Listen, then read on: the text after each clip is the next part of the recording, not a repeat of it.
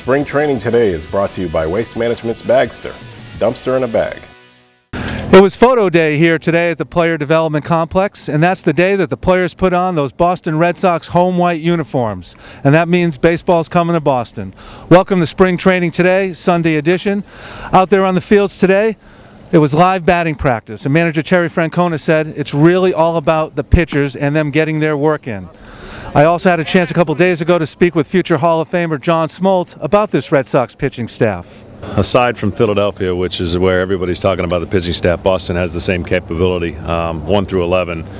I don't see a better staff in the American League on paper. You know, everything has to work out on the field, and certainly they're equipped to win a lot of baseball games based on their offense and overall team strength that they've added. And you know, Boston went from a year where nothing could go right to where everything has gone right in the offseason so far, and I got to believe optimism is at its all-time high. And I'm joined by NESN play-by-play man Don Orsillo, who's coming into his 11th season as the NESN play-by-play man. Seems like yesterday that Nomo threw that no-hitter, and here you are in your 11th season. How's that like? I'll tell you, it's gone by really fast, to be honest with you, Steve. I mean, it's been it's a blink of an eye. You know, I spent 10 years in the minor leagues, and those went much slower than the 11 years I've been in the majors. So it's been a lot of fun, and I can't think of another year heading into spring training that the anticipation was as large as this year going in. I mean, there's been some free agent signings and some trades in years past, but nothing like this. All right, enough about you. Let's talk about this team, and the high expectations seem to be on the offensive side this year with the acquisitions of Crawford and Gonzalez.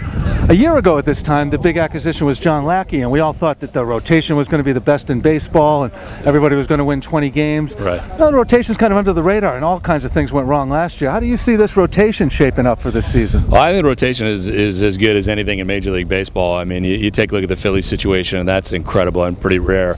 I think some things have to happen here for the Red Sox, and that includes a bounce-back year for you know, a guy like Josh Beckett, who you're kind of waiting to see him get back to the form of '07 and some of his years past.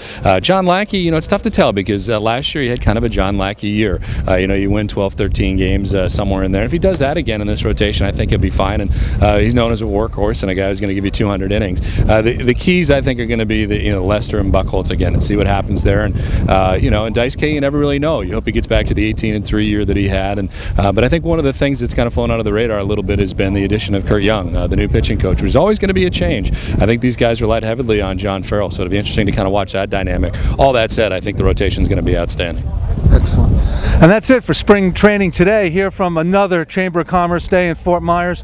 For all your Red Sox news and notes and interactive and photos and videos and blog updates and tweets, stay with Boston.com. This is Spring Training Today.